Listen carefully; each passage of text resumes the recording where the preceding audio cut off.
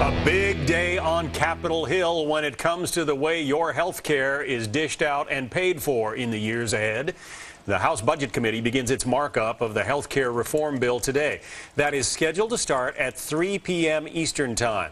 It'll begin what Democrats hope will be the end game for President Obama's overhaul plan. Will this thing pass? Should it? And what's in it for you? Joining us now, a key Republican on the House Budget Committee, California Congressman Devin Nunes. We should also point out we called each of the Democratic members of this committee asking them to appear with Congressman Nunes, and each of them declined. Congressman Nunes, let me just read you something that is hot off the presses. Trish Turner, one of our ace Capitol Hill producers, is saying that senior Democratic sources are telling her and that scores on this bill that your committee is to be considering, scores on the bill from the Congressional Budget Office are not expected to be out today. If that is the case, can your hearings go ahead? Well, yeah, that kind of gets to the heart of the matter here. What the Budget Committee is doing today is essentially a shell game, and we're just basically kicking the ball down the field so that then the Rules Committee can take up and basically avoid the regular order, regular process that Congress normally takes to pass a very complicated bill like this. Well, your committee is meeting about this very sort of complicated and controversial, in this case, process called reconciliation, right? Can you explain that? Right. Essentially what this is doing is this is the process that gets it started so that the bill can pass the House and then go back over to the Senate and pass with 51 votes. I mean, this is really unprecedented in history. And to think that this bill doesn't score, doesn't cost, we have no idea because we don't even know what the bill is. Well, you say it's unprecedented. Democrats always say that reconciliation has been used in, I believe it's 25, 26 cases over the last, couple of decades or so. Yeah, sure, and it's always used as a way to reform the budget, to actually cut costs, not add to them.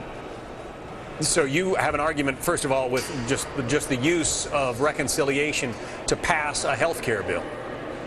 Yeah, look, what we're doing today is we're just moving the ball forward to allow them to skirt the rules and pass a huge takeover of health care that'll be 1/6 of our economy. That's what we're doing today, to let the Senate then be able to move the bill with 51 votes. And, you know, we don't know what the score is. No one's seen the bill. No one's seen the language. We'll vote on this tonight. It's just a shell. Nothing will be in it. And, you know, to think that this bill isn't going to cost is ridiculous. I mean, you know, you're more likely to see a leprechaun on St. Patrick's Day than for this bill to save the country any money. So you're going to be voting on a bill. You're saying that your committee hearings are going ahead. You're going to be voting on a bill that doesn't have any cost estimates attached to it yet, because the Congressional Budget Office apparently will not have given it a cost estimate? I think it's even worse than that, and that's why no Democrats will come on and defend what they're doing today. It doesn't matter what we vote on today. We could vote on a blank sheet of paper. All they're having to do is to check the box in order to avoid the Budget Committee and then move the bill to the floor this week. You're saying your committee is really just a rubber stamp for a piece of legislation that the Democratic leadership wants? Well, I think the Democrats are surely saying that by not being willing to appear with me on this program. It has been said time and time again that if Speaker Pelosi had the 216 votes she needs to get this thing passed, she would have called the vote already.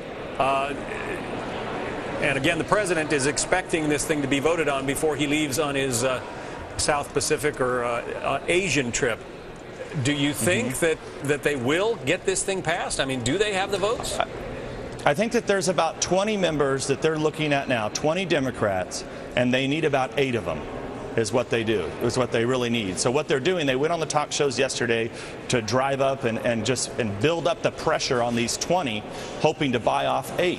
And so that's what this today is, just a rubber stamp. It's irrelevant what we're doing, except they have to check the box to move the ball down the field. Then they'll take it to the Rules Committee. They'll insert whatever it is, whatever deals they cut in the 11th hour, and then we'll pass it out of the House and kick it over to the Senate for 51 votes. Well, I don't think they have the votes yet, but they're getting closer. How can you call it good government to say that, you know, you're going to be voting, our elected representatives are going to be voting on a bill and they have no idea how much it costs? Well, not only that, they will have never read it. I'm not defending this process. I'm here to, going on your show to explain to the American people that they should be outraged over this. I understand, but I'm just trying to figure out how that gets defended as policy in Washington. I guess, many people say this is the way it always works, that the system is so broken that this is the way it has to happen.